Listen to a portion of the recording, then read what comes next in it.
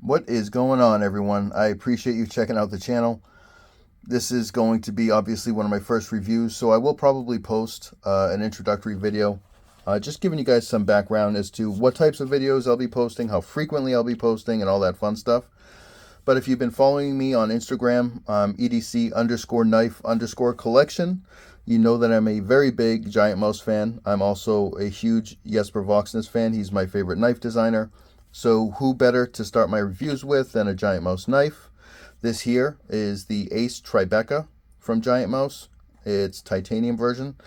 I think when it initially came out, it was both denim micarta and black micarta. And as a matter of fact, I believe there's now a bronze version as well. In any case, again, this is the Ace Tribeca in titanium. I wanted to include the packaging in case anyone hasn't actually purchased a Giantmouse before. At least you'll get an idea as to what it looks like when you buy one. Full disclosure, this isn't even the right box. But all their knives at this point come with these nice little pouches. It used to be just reserved for their GM and GMP line, which is their limited release line. They come out with one of each year. They're up to a GMP and GM11 this year, which should be coming out shortly. It will also come with the plastic sleeve for protective reasons. This, again, is a couple months old, and it doesn't have one any longer. So here it is. Again, this is the Ace Tribeca in titanium. Just go through the specs real quick. You have a 4.5-inch handle with a 2.875 blade length.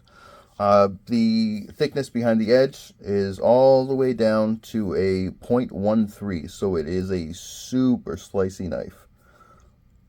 And I can speak from experience at this point, and I'm actually going to edit in some cutting material so you guys can see it in action. But yeah, the blade itself is CPM MagnaCut, which is what Giantmouse has seemingly been going to for the last couple of launches, which is a great thing.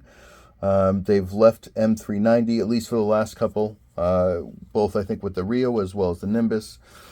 But I love this knife. So I've had this for a couple months now, right? I got to start off just by telling you guys, as a lefty, right? First of all, it's a liner lock, which is always better than a lock bar. Just for the simple fact that I don't need to worry about where I'm going to place my finger to try to spidey flick this, right?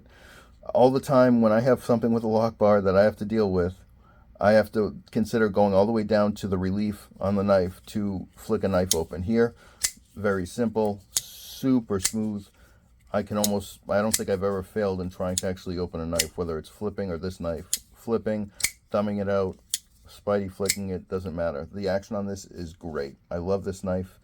They also included on this knife the more recent deep carry pocket clip, which for all of us that are fans of Giantmouse, they've been having the wire clip for quite a while. I love this change. I hope they continue this. It's a great clip. And the knife overall is just very comfortable. I think specifically it's the contouring here, which serves two purposes for me. Again, as a lefty, I love the fact that the contouring is just as deep on the show side as it is on the lock side.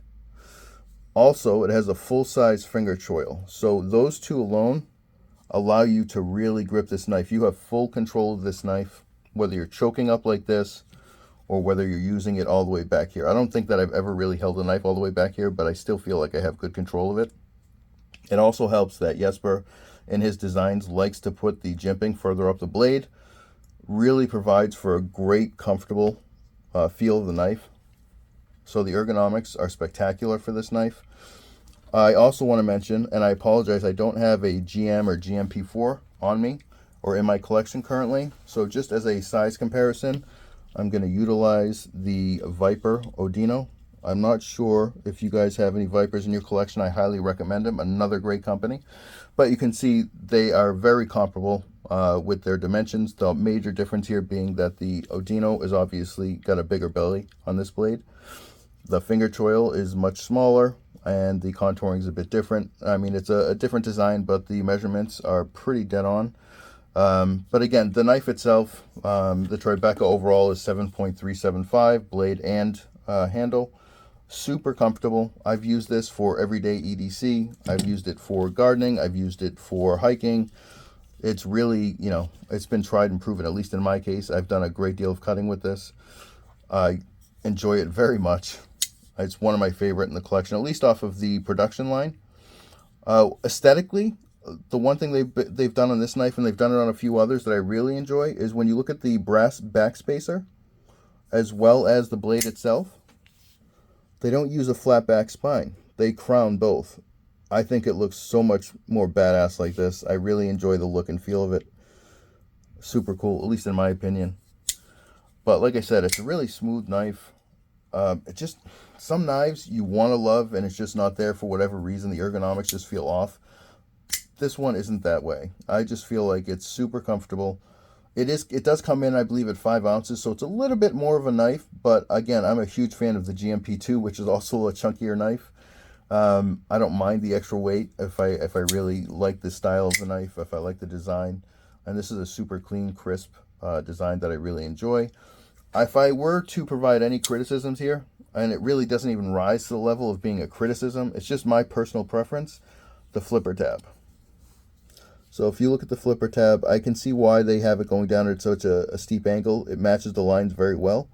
But for me, I would have liked a little bit more real estate, or at the very least, maybe less of an angle, maybe by 5 degrees. I'm not a knife designer, but I can tell you I know what I like. But it's not an issue. It's not a functional issue. There is no problem in using the flipper tab. It's just my personal preference. Like I said, this thing is super, super smooth. The audio on it as well. I don't know if you can get that through the recording, but this thing pops open. And I love using the thumb because, like I said, a lot of the time you have to dig in for a knife because they use a shallower contour here. That isn't the case here. So I've just really been enjoying using it or deploying it that way. But yeah, it's a great knife.